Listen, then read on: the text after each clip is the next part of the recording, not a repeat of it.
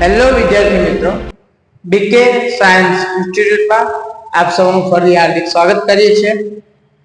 તો આજના વિડિયો લેક્ચરમાં આપણે ધોરણ 10 વિષય વિજ્ઞાન પ્રકરણ 4 કાર્બન અને તેના સંયોજનોની શરૂઆત કરીશું। હવે હું એક વખત પાઠની શરૂઆત કરતા પહેલા દરેક વિદ્યાર્થી મિત્રોને એમ કહીશ કે આ પાઠ આપણે ખૂબ જ બેઝિક થી જોઈશું। ઇન ધ સેન્સ કે કાર્બન શું, પરમાણુ શું, અણુ શું, આયન શું, સંયોજન શું, આ દરેક એક એક શબ્દ આપણે શીખીશું અને પછી આપણે આ પાઠની શરૂઆત કરીશું। એટલે આ પાઠના દરેક વિડિયો લેક્ચર હું રોજ મારી YouTube ચેનલ બીકે સાયન્સ ઇન્સ્ટિટ્યૂટમાં અપલોડ કરતો રહીશ। તો દરેક વિદ્યાર્થી જો ના સબસ્ક્રાઇબ કરી હોય તો ચેનલ સબસ્ક્રાઇબ કરી દેવી, જેથી તમને રોજને રોજ વિડિયોની માહિતી મળતી રહે। બેટા ખૂબ ધ્યાનથી જોજો, બહુ સરસ પાઠ છે અને એકદમ જબરજસ્ત પાઠ છે કે તમે જ્યાં સુધી ભણશો, તમે ધારો કે 10મા ધોરણ પછી 11-12 સાયન્સની ફિલ્ડમાં જાઓ તો 11-12 સાયન્સની અંદર જે ઓર્ગેનિક સેક્શન આવે છે, હાઇડ્રોકાર્બન સંયોજનો, એની અંદર આ પાઠનું બધું જ બેઝિક એમાં આવશે। ઇવન આ પાઠની અંદર આપણે ઘણા બધા તત્વો એવા ભણીશું, ઘણા બધા સંયોજનો આપણે એવા ભણીશું કે જેમ તમને આગળના ધોરણમાં ખૂબ જ સારી રીતે કામ લાગશે। બરાબર છે બેટા? અત્યારે તમારા નવા સિલેબસની અંદર ઘણા બધા ટોપિક કટ થયા છે, પણ આપણે આ પાઠના બધા જ સંપૂર્ણ ટોપિક જોઈશું। તો આપણે પાઠની શરૂઆત કરીએ। પાઠ ખૂબ જ ઇમ્પોર્ટન્ટ છે, પરીક્ષાની અંદર 8 માર્ક્સની અંદર પૂછાય છે બેટા, એટલે ખૂબ ધ્યાનથી જોજો અને તમને કોઈ બી ક્વેરી હોય, કોઈ બી વસ્તુમાં સમજણ ના પડે તો મને ચોક્કસ તમે કોમેન્ટમાં જણાવજો। પાઠની શરૂઆત કરીએ। પાઠનું નામ છે કાર્બન અને તેના સંયોજનો। પહેલા તો બેટા એક વસ્તુ યાદ રાખો કે કોઈ પણ વસ્તુ શીખતા પહેલા જે એનું નામ હોય એ નામનો અર્થ આપણને ખબર હોવી જોઈએ। તમે સમજો કે તમે ઘરે જમવા બેઠા, બરાબર, અને તમે જ્યારે જમો છો તો તમને બધી જ તમારા જમવાની જે બી તમે વસ્તુ લઈને બેસો અથવા જે બી આઈટમ તમે જમતા હશો એ બધા જ વિશે તમને નોલેજ હશે, બધાનું જ નામ ખબર હશે। પણ ધારો કે બહાર તમે જમવા ગયા અને કોઈ એવી આઈટમ આવી કે જે તમે કદી જોઈ જ નથી, ફર્સ્ટ ટાઈમ જોશો, તો તમે શું કહેશો કે પહેલા હું આ ચાખું, મને ભાવશે તો હું ખાઈશ, બાકી હું ખાઈશ નહીં। તો એનો અર્થ શું થયો કે આપણે જે પાઠ, જે ટોપિક, જે વિષય પર વાત કરતા હોય તો એના વિશે આપણને જાણકારી હોવી જોઈએ, અને જાણકારી હશે તો જ તમને મજા આવશે। હું અહીંયા કોઈ વર્ડ્સ બોલીશ તો તમને ખ્યાલ આવશે। તો આપણે શરૂઆત કરીએ બેટા। પાઠનું નામ છે કાર્બન અને તેના સંયોજનો। તો સિમ્પલ પહેલા વિચારો કે અહીંયા કોની વાત થઈ છે? તો કાર્બન અને તેના સંયોજનોની વાત થઈ છે। તો એનો એક સિમ્પલ બેઝિક અર્થ એવો થાય કે જેટલા બી સંયોજનો આપણે ભણીશું એ બધા જ સંયોજનોની અંદર કોણ હશે? કાર્બન હશે। કેમ કે કાર્બન છે અને તેનાથી બનતા સંયોજન, મતલબ કાર્બન વગર સંયોજનો શક્ય નથી। આપણે ફર્સ્ટ ઓફ ઓલ કોના વિશે જાણવું પડે? કાર્બન વિશે જાણવું પડે। જો આપણને કાર્બન વિશે ખબર હોય તો જ આપણે શાના વિશે જાણી શકીએ? તેનાથી બનતા સંયોજનો। પાઠની શરૂઆત કરીએ બેટા। શરૂઆત કરતા પહેલા મેં તમને હમણાં આગળ પણ કીધું કે હું પાઠ એકદમ બેઝિક થી સ્ટાર્ટ કરીશ, તો આપણે બેઝિક થી ચાલુ કરીએ। ચલો, કોઈ પણ તત્વ હોય, પહેલા આપણે કાર્બન ના વિચારો, પહેલા હું કહું એ સમજો બેટા, એના પછી તમને કાર્બન આપોઆપ આવડી જશે, મારે શીખવાડવું બી નહીં પડે। તમે સામેથી આન્સર આપશો, સર કાર્બન ની અંદર પ્રોટોન આટલા, ઇલેક્ટ્રોન આટલા, પરમાણુ દળ આટલું, બરાબર, પણ એની પહેલા જે બેઝિક નોલેજ હોવું જોઈએ પરમાણુ અને અણુ વિશે એ આપણે જોઈએ। શરૂઆત કરીએ બેટા પાઠની। પહેલા તો તમારે એક શબ્દ ક્લિયર કરો કે પરમાણુ એટલે શું? પરમાણુ એટલે શું? હવે તમે એમ કહેશો કે સર આ પરમાણુ શું છે? બરાબર, બધાના મનની અંદર એક પ્રશ્ન તો થાય જ બેટા કે પરમાણુ એટલે શું છે?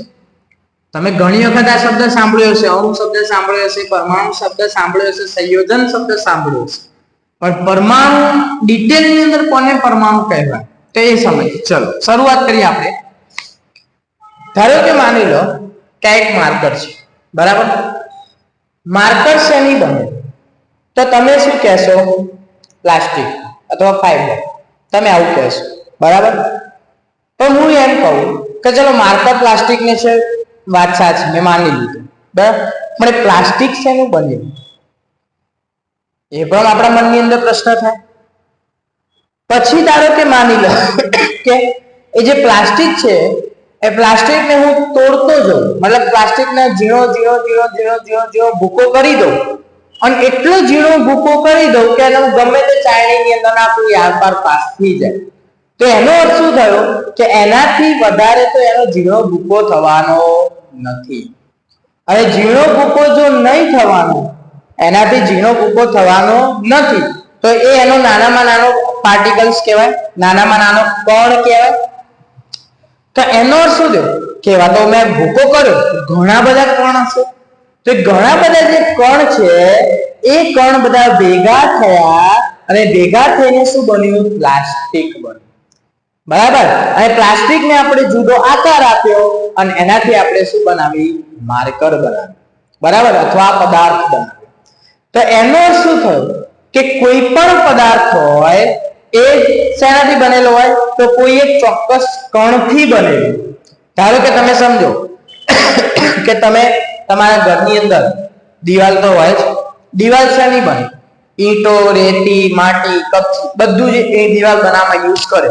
પણ તમે વિચારો કે ઈંટ હું કાઢી લઉં, એક ઈંટ હું કાઢી લઉં, બરાબર? અથવા કદાચ માની લો કે ઈંટો જ ના હોય, કોઈ જ ઈંટો છે નહીં દિવાલમાં, તે દિવાલ બનશે ખરી? પોસિબલ છે બેટા? ના. કેમ કે ઈંટો વગર તો નહીં સિમેન્ટ રહે, નહીં કપચી રહે, નહીં માટી રહે, કશું જ રહેવાનું નથી. એટલે સૌથી ઇમ્પોર્ટન્ટ શું થઈ ગયું? ઈંટ થઈ ગઈ.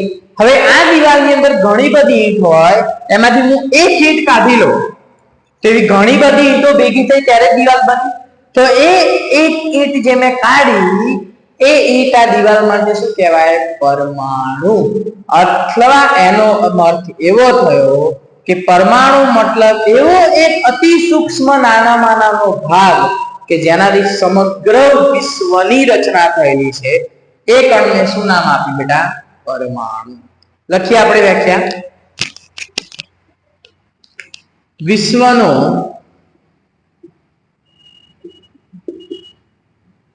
નાનામાં નાનો ભાગ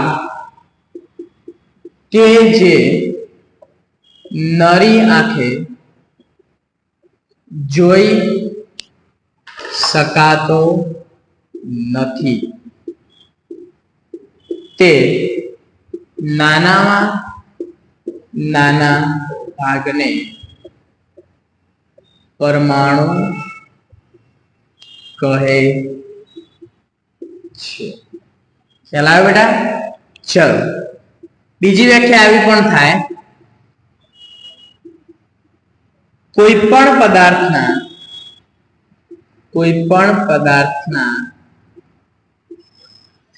નાનામાં નાના અથવા અતિ સૂક્ષ્મ કણને તે પદાર્થનો પરમાણુ કહે છે. ચલો પરમાણુની વાત કરી. હવે તમે સમજો, દિવાલ છે, ઈંટ બી આપણે પરમાણુ તરીકે સમજ્યા. પણ હવે હું ઈંટ કાઢી, એક ઈંટ બહુ ભૂકો કરી દીધો, એકદમ પાવડર જેવી મેં ઈંટ કરી નાખી, બરાબર? એમાંથી મેં એક કણ લીધો, ફક્ત એક જ કણ, બરાબર? તો હવે જે કણ મેં લીધો હાથમાં એ પણ કશાકનો તો બનેલો હશે ને બેટા? તમે સમજો કે મેં ઈંટ ભૂકો કરી નાખી, એકદમ બરાબર મારીને એકદમ ઝીણા ભૂકા કરી નાખે, એકદમ પાવડર જેવી ઈંટ કરી નાખી. પછી એનો એક કણ મેં લીધો, તો આ જે એક કણ મેં લીધો એ એક કણે કશાકનો તો બન્યો હશે ને, જેને આપણે પરમાણુ કીધું. તો પરમાણુ એ મુખ્ય 3 ઘટકોનો બનેલો છે બેટા. ખાસ અહીંયા ગાંધી જોજો, પરમાણુ મુખ્ય 3 ઘટકોનો બનેલો છે. કયા મુખ્ય 3 ઘટક બેટા? તો પહેલું છે પ્રોટોન, બીજું છે ન્યુટ્રોન અને ત્રીજું છે ઇલેક્ટ્રોન. ત્રીજું શું છે?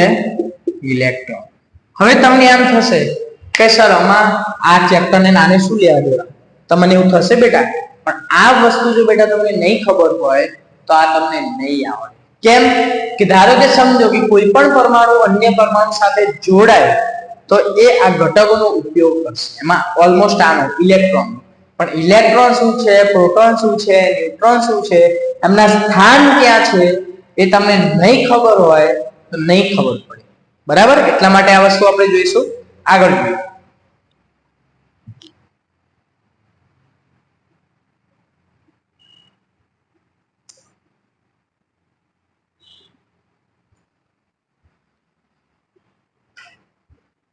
ચલો હવે પ્રોટોન, ન્યુટ્રોન અને ઇલેક્ટ્રોન. તો પેલા પરમાણુની વાત કરીએ આપણે કે પ્રોટોન ક્યાં હોય, ન્યુટ્રોન ક્યાં હોય ને ઇલેક્ટ્રોન. તો એક બેઝિક ખાલી તમને અહીંયા દોરીને બતાવું કે નોર્મલ પરમાણુ બેટા કેવું હોય. તો પરમાણુ રચના ગોળ હોય. આ રીતે પરમાણુ બેટા ખાસ જોજો.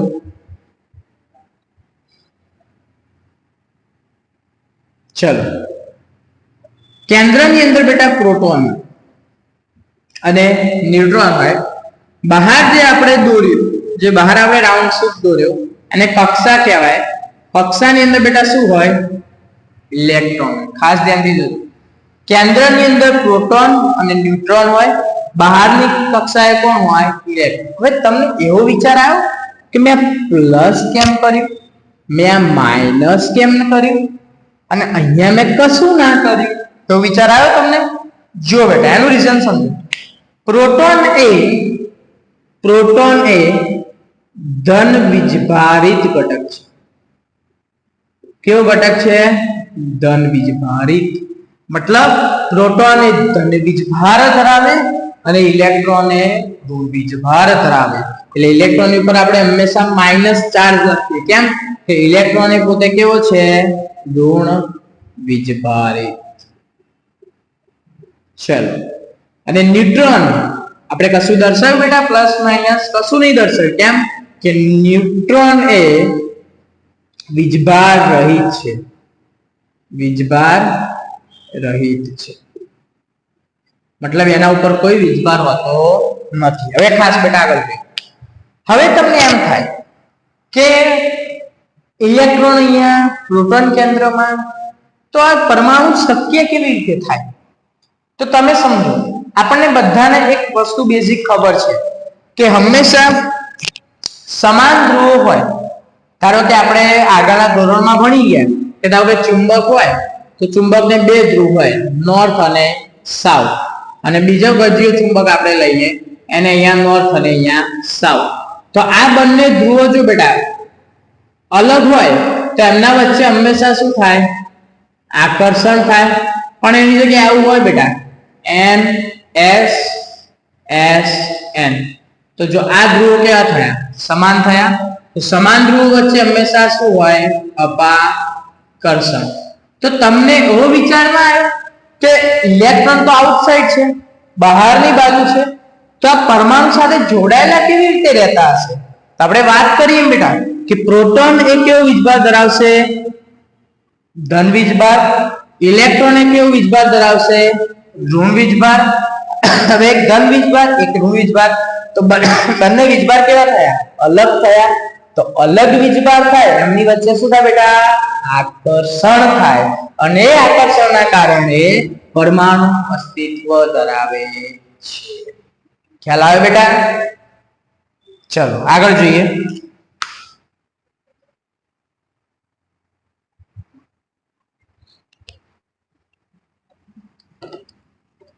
તો હું આશા રાખું બધાને જ એકદમ પરમાણુ વિશે ખબર પડી ગઈ હશે કે પરમાણુ કેટલા ઘટકોનો બનેલ છે?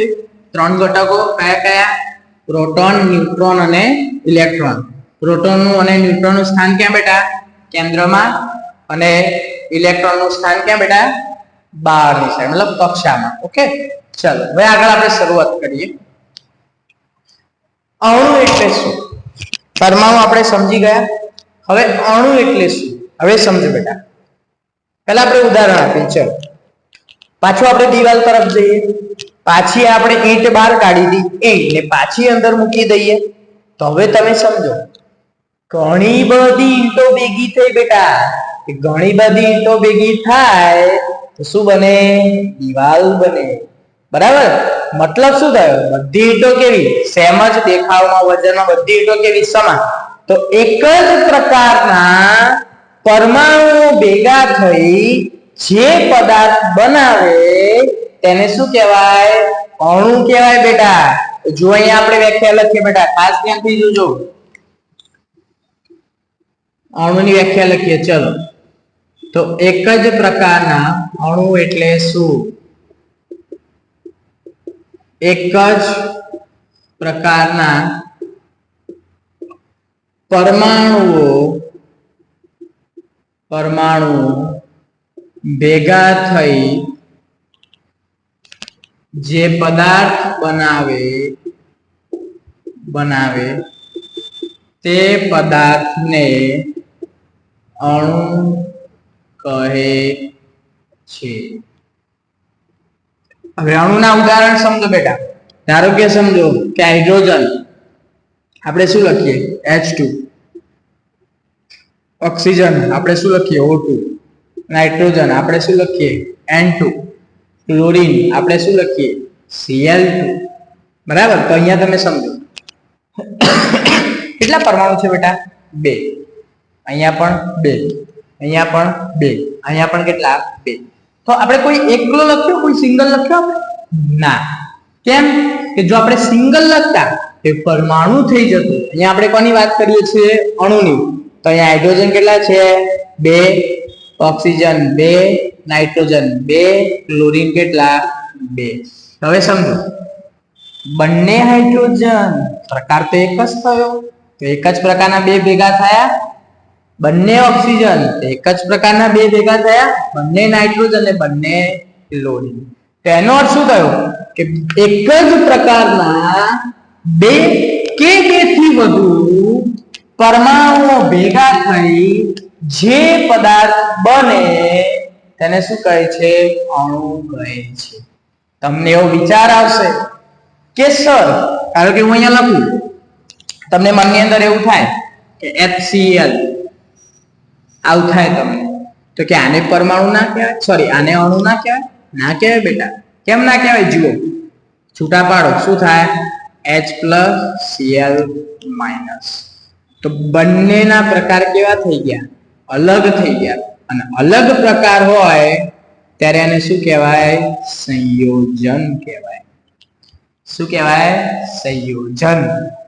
પરમાણુ મતલબ જે એકલો હોય, અણુ મતલબ એક જ પ્રકારના પરમાણુથી બનેલો હોય, સંયોજન તો બે અલગ અલગ પ્રકારના પરમાણુથી બનેલો હોય. હવે ત્રીજો તમારા માટે એક શબ્દ છે આયન. હજી એક શબ્દ આપણે એપ્લાય કરીએ. આયન એટલે શું? આયન એટલે શું? ચલો હવે તમે સમજો. તમે ઘણી વખત બેટા આવું જોયું હશે. આવી રીતે તમે ઘણા બધા પરમાણુ લખેલા જોયા હશે. O-2, H+Cl-,